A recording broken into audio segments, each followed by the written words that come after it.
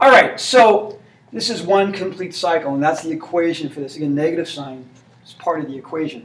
And then the last part, let's look at the acceleration. Acceleration is the slope of the velocity time graph. Now, also, when you have this thing over here with this maximum displacement, the force, so I moved it to the right. To the right's positive. The force is pulling it to the left. The spring's pulling it to the left. And F equals ma. And so whatever direction the force is also the direction of the acceleration. The acceleration is maximized at amplitude, where the maximum force is and the maximum displacement, and it's to the left when I pull it to the right. So the acceleration is going to be down here. And notice that that's a negative slope.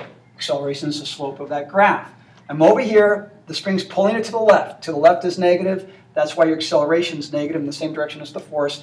Also, you can get it off of this graph, which is negative and maximized right there. So it'll be down here. Now the slope of this is 0 right here, which is as it passes through the equilibrium point. It has no acceleration at that point. So right below that point, that's 0. And then it comes all the way over here to the left. And it stops.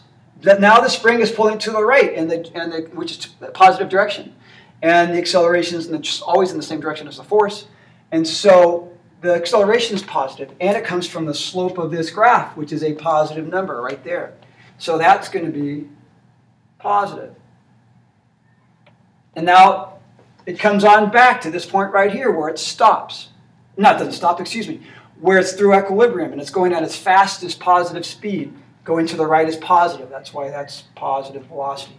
It's maximized right here, but the slope of that is 0. It has no acceleration. At that moment, the spring is neither compressed nor extended, and so it's not pulling or pushing on the mass. There's no force at that moment, no acceleration at that moment only.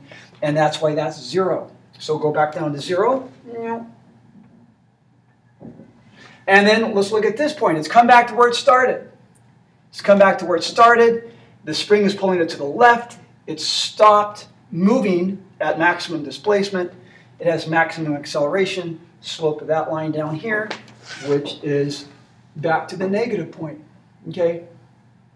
So right down there. So let's connect these. And I want you to notice that this is completely out of phase with that. It's completely the opposite of that, right? So this is out of phase with this. What I mean by that, when this has a trough, that is a crest, all right? When that's at the bottom, that's at the top. But they're both cosine functions, okay? They're both cosine functions.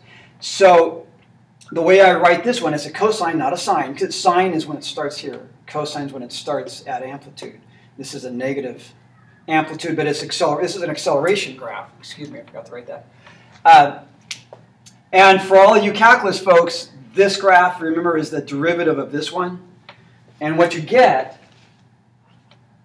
is negative a omega squared times the cosine of omega t. Okay, that is the equation for this right here. Now, I want to relate a couple other points here. I'm going to erase, I don't want to erase that. Hold on. Remember in the very first video on simple harmonic motion, I showed you that A equals negative K x all over m. All right? We came up with that equation by putting Hooke's law equal to F equals ma. So, there's a couple things I want to show you here. If A equals negative kx over m, then A equals negative k all over m times, what's the equation for x? A cosine omega t. So this is kind of interesting. But we know from this equation that A equals negative A omega squared cosine omega t. This allows us to evaluate what omega represents. If you put these two equations equal to each other, then, let me see, negative k over m a cosine omega t equals negative a omega squared cosine omega t. That cancels with that. The negative signs cancel. The a cancels. So what's omega squared? K over m. And what is omega? The square root of k over m. That's important. Angular frequency, which is 2 pi all over t, all right? 2 pi radians for one complete oscillation all over period is the square root of omega, sorry, the square root of k over t. Again, that's very useful. So, I am going to erase these. You are responsible for those graphs, like I said.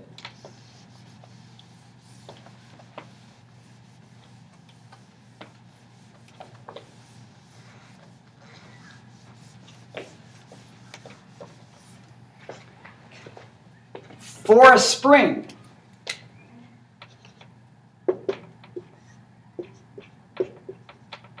that's true, okay? That's how you calculate that in radians per second. And it also equals 2 pi all over t.